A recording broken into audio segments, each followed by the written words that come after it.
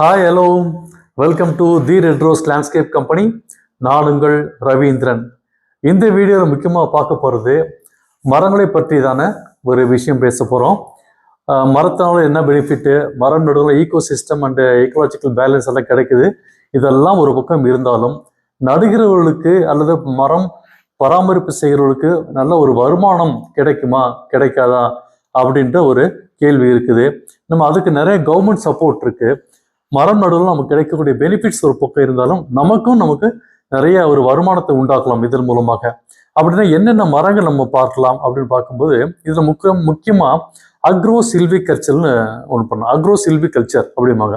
இந்த agro silvi கல்ச்சர்ல நம்ம நிறைய மரங்களை நம்ம கொண்டு வரலாம். ஃபார் எக்ஸாம்பிள் மீலியா டூபியான்னு ஒன்று இருக்கு, அல்லது மலபார் நீம், அல்லது மகா நீம், அல்லது மலைவேம்பு அப்படின்னு நம்ம லோக்கல்ல சொல்லலாம். இதுக்கு ஈக்குவலா வர மாதிரி கற்பக மரம் சொல்லுவாங்க, யூக்கலிப்டஸ் மரம், சவுக்கு, காமனா காஷ்மீரின்னு சொல்லுவாங்க.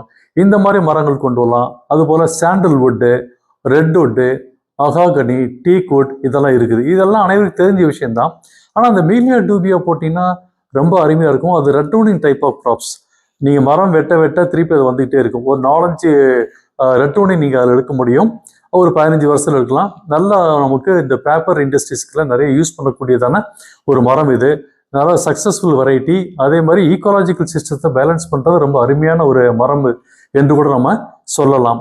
அதே மாதிரி மகாகனி பார்த்தீங்கன்னா உங்களுக்கு மீடியம் வேல்யூ 8 to 15 இயர்ஸ் வரைக்கும் இருக்கும். அதுக்கு ஈக்குவலாக நீம், குமிழ், வேங்கை இந்த மாதிரி மரங்கள்லாம் நீங்கள் உங்களுடைய தோட்டத்தில் நடலாம். High value premium hardwood long rotation ட்ரீஸ்ன்னு பார்த்தீங்கன்னா 15 to 13 இயர்ஸ் வரைக்கும் இருக்கக்கூடிய மரங்கள்லாம் இருக்குது. அதுதான் நான் சொன்னது, மீலியா டூபியா, அப்புறம் இந்த ரெட்வுட், அதுக்கடுத்து இந்த சாண்டல்வுட், இந்த மாதிரிலாம் இருக்கு. இதெல்லாம் வந்து ரொம்ப லாங் டேர்ம்ல இருக்கக்கூடியது. அந்த மாதிரி கிராப்ஸ்லாம் நம்ம பயிர் பண்ணலாம்.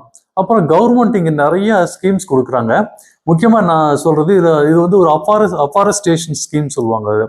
த government of India and various state government run extensive tree plantation and afforestation scheme.